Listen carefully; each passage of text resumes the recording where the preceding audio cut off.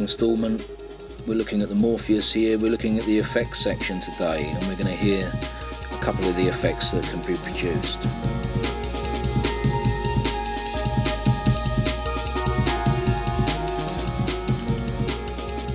You can toggle in and out of the MIDI map. From there we want to dial across into the effects section. So we've got effect A, effect B, then we have the mix amounts for each effect, and also effect B can feed into effect A.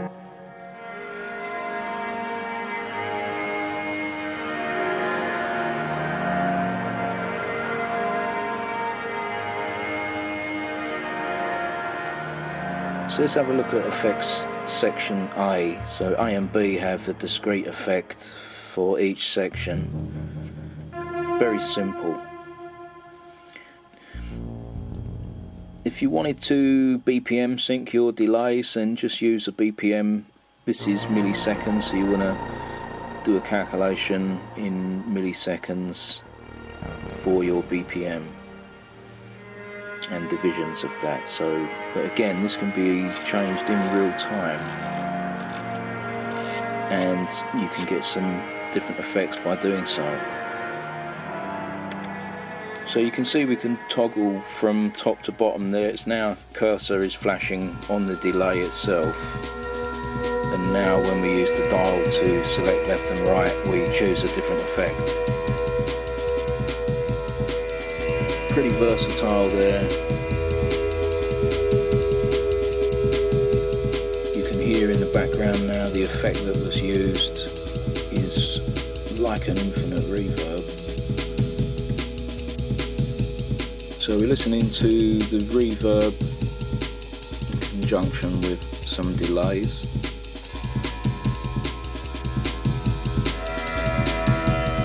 Incidentally, everything you hear now is being triggered from the same sequence of notes, just so we can demonstrate the output using the same input. So the same MIDI commands, the same notes, on the same channel, all being heard without any other processes going on. So we've got a reverb here. It's a bit like an infinite reverb. It's very good at that. This unit does a beautiful job of a very sustained and kind of resonant feedback, full of character.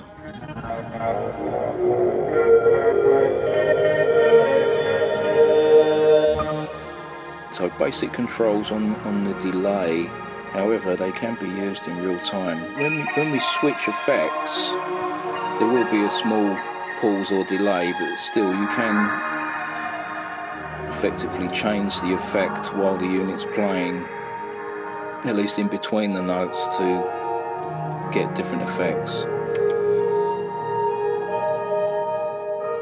So 16 MIDI maps, 128 patches, 128 hyper presets in total.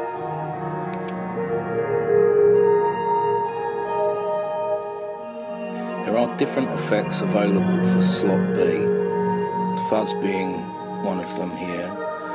So there's an input to the filter, an output to the filter, an output volume. So there's 3 parameters here for fuzz.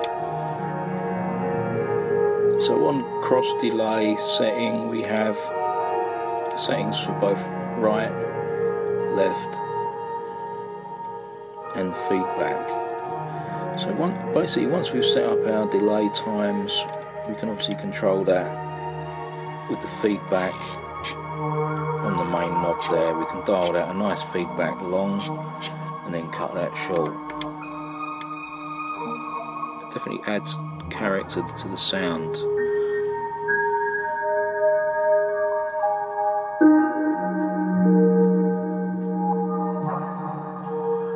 So to recall the MIDI maps, we just go into the Midi Map Mode. We're looking at Midi Map Select.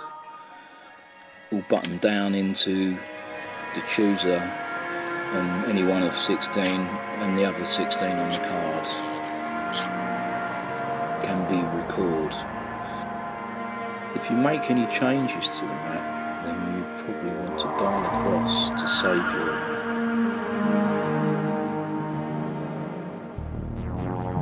So all of these settings are recalled, including the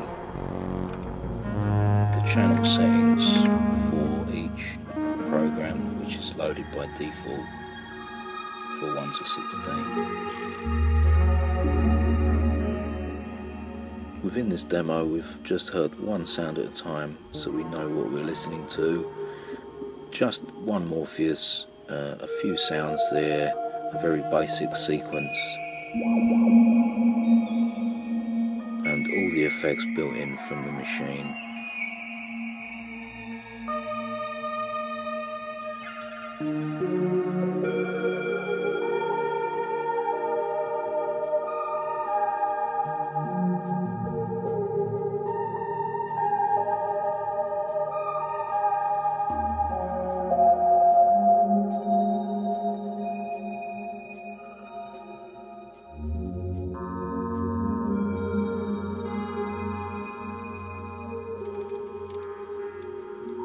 So just one effect setting for the halls, plates and reverbs.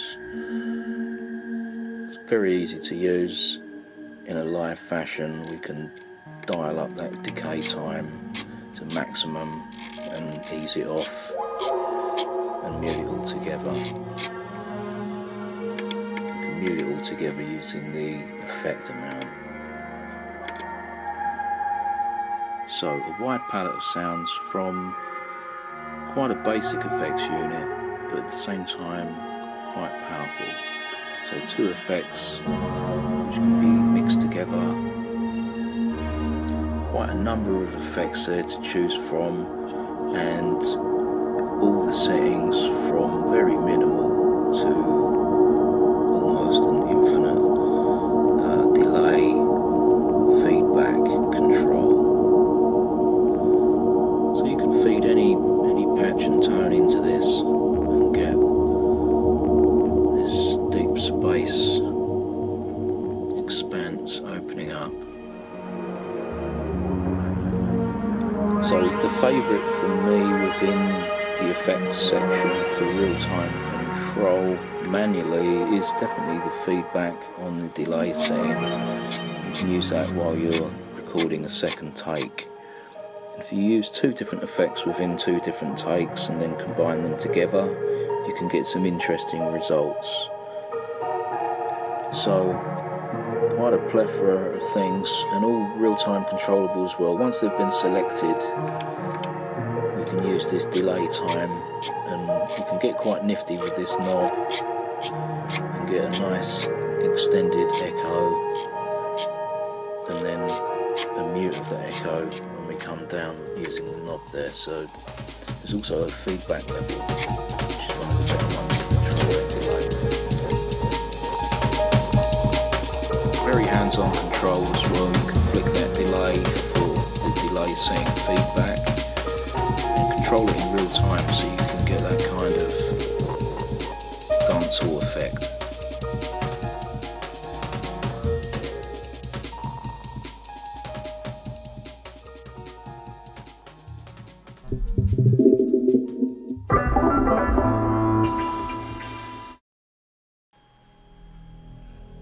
Right, this section here is interesting because it works similarly to this mode, because it's basically the same information. So you can see you've got your channel number, your volume panning, and the patch ID number. So 49.4. When we switch to here, we can see our volume panning and the channel number.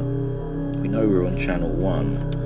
So when we're looking at channel 1 here, this effects mix is for this particular patch that's happening here, sheep's clothing. So these settings correspond with that main title. If I was to change this volume down to 126 and then switch back to the other mode, you can indeed see that the volume is 126. So this and this are in direct relation to each other.